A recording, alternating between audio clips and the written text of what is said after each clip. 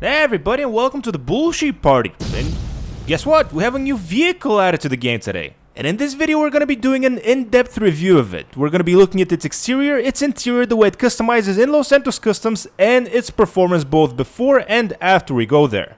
But first things first, let's take a 360 around the vehicle while I give you some facts about it. First off, this vehicle's real-world inspiration is the first generation Subaru Impreza. But unlike its inspiration, this one has only 2 doors and can sit only 2 people. It's part of the sports car category and it costs $1.7 million when you buy it new. As for interactivity, you can open both doors, the hood and the trunk. And oh my, just look at that beautiful engine. And it is bi-turbo and you see the turbos when we circle around the vehicle. And all in all, I'm pretty happy with the exterior of the vehicle, I gotta say. And I actually especially like the blue color that I chose for the delivery vehicle. And here in the engine bay you can see the 2 turbos, just gorgeous. And that's for the exterior, but what does the interior look like, and more importantly, how does the vehicle sound? Well, the interior, honestly, is really nothing special. I can take it or leave it, but the way the vehicle sounds, it actually sounds like it's already modified. And with that, we're off to see what type of drivetrain the vehicle has. And even though it looks like it has a front-wheel drive system, that's not really the case. Watch the rest of the video to find out. And with that, we're off to Los Santos Customs to customize this thing and to see what we can increase in terms of performance. Because we are going to be changing the performance up as well. And on our way there, as always, I'm going to be sharing with you my thoughts of the stock version of this. And first thing I want to point out is that I hate front-wheel drive vehicles, which is actually fine because this one doesn't behave like a front-wheel drive vehicle. It actually behaves like an all-wheel drive car. Except for right there, that was the vehicle's fault and definitely not my own. But yeah, this, for a stock vehicle, I gotta say I'm really impressed with its performance. The acceleration's good, the top speed is decent from what I can see here, and the brakes are good, the handling's very good, and all in all I gotta say I really like this one so far. So I gotta say, unless the customization is a complete nightmare, I think I have to recommend this vehicle. And yes, I know I crash a lot, but that's just to see how durable it is. Yeah, that's right. That's me testing it out. Or at least that's my story and I'm sticking with it. And here we are in Los Santos Customs, and as I said before, the Karin Sultan RS Classic is part of the sports car category in GTA Online. And as always, the first thing we're gonna do is upgrade all the performance options up front, which includes the engine, the turbos, and the transmission. And even though the vehicle already has turbos, as we saw a little bit ago, you can still upgrade those for some reason. But anyways, we're done with that and it's time to see what we can do in terms of customization. And the front bumper options are fairly decent. And one pet peeve I have about the rear bumper option, and especially the one that I chose. It has 2 cutouts at the rear, but that was really annoying when we went to the exhaust options, and you'll see what I mean in a bit. But for now, here are all the things you can change about the engine bay. And even though I'm not a big fan to spend $50,000 on a cosmetic item, I gotta say, this looks really cool. The brakes, however, is a different story, and I'll never understand people spending $50,000 for this. And here we are, we're up to the exhaust option, and see what I mean? You can only modify one exhaust, even though you have 2 cutouts. I don't know about you guys, but my OCD right now is tuned up to 11. And I really wished we either didn't have 2 cutouts, or we just had dual exhaust, like one or the other. Choose one. As for what we're doing right now, we're just coloring in the headlights for some reason, and if you choose to do that, there is no point in upgrading the headlights themselves, because you can't really tell. And the hood latches, just like any other vehicle released in this DLC, are exactly the same. But the hoods are different, and the hoods are mostly cool. And as you can see, we have 16 in total, including the stock one. And as I like to say, there's something here for everybody. And listen, even I managed to find something that I like. And how rare is that? And we're jumping into the interior, and I'm actually happy to say that the interior of this vehicle is actually done right. As you can see, you can customize the dash, but more importantly, you can customize the dial design.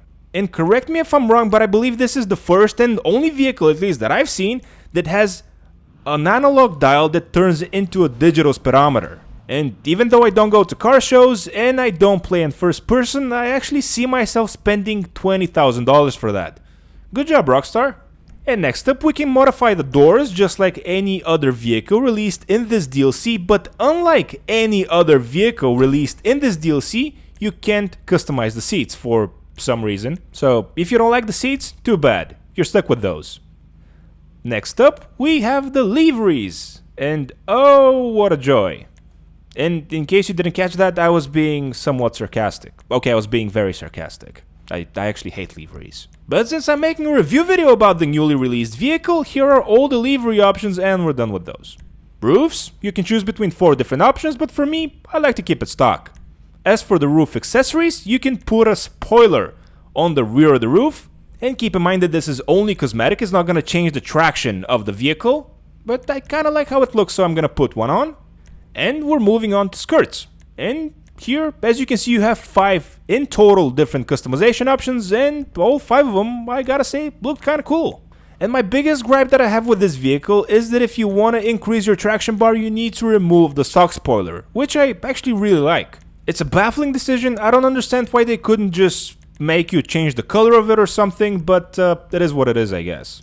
Next up, we have the suspension, and here you can see that you can slam the car all the way to the ground, which I believe looks kind of goofy, so I'm not going to be doing that.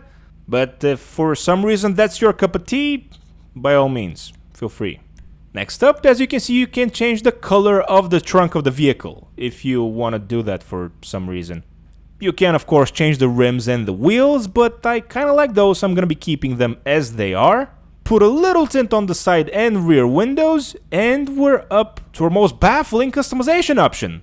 The third spoiler that you can put on the vehicle that has, by the way, no impact on the traction bar once again. I legitimately don't understand the need of this because it kind of looks goofy with 3 spoilers, but oh well. And the final thing we're gonna do is change the vehicle's color. And as I already said, I kind of like the blue, but oh, this is a review video, so let's go through several colors and see what else is there. And I can't lie to you guys, I really like how the bright orange looks, or as I call it, yellow. And since I already made the headlights blue, blue is gonna be our secondary color. And even though this was a complete accident, I actually kinda like how this vehicle is turning out. And the next color we're gonna choose is the color for the interior of the vehicle, that you can still see from the outside, by the way. So this is a very important customization option.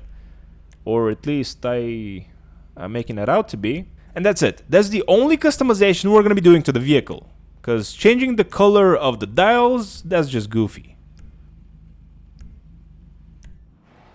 And here we are, finally, outside of Los Santos Customs. And I gotta say, I really like how this one turned out. And before we get into the performance of it, I just want to do one more test to see what type of drivetrain the vehicle has. Because it didn't feel like a front-wheel drive vehicle, and that's exactly why. The vehicle just didn't have enough power to spin all 4 tires at the same time at the beginning of the video, but it does so now. So this in fact is an all-wheel drive vehicle, which it actually behaved like an all-wheel drive vehicle all along. And as for how the customization and improvements to the performance actually improved its real-world performance, as you can see, it didn't make me a better driver, but it did make me, however, appreciate the vehicle even more.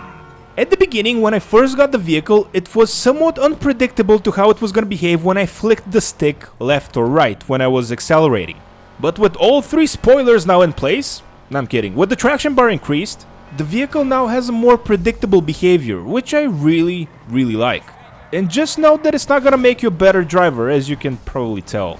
But it is, however, going to give you great acceleration, decent top speed, and great handling and traction. For free roam, I can't recommend this vehicle enough. I think it's a blast to drive around with. It has great customization and the coolness factor is there. And I actually believe this is going to be competitive in races as well. So, to answer the question, is this vehicle worth it? I think totally. I think it's totally worth it.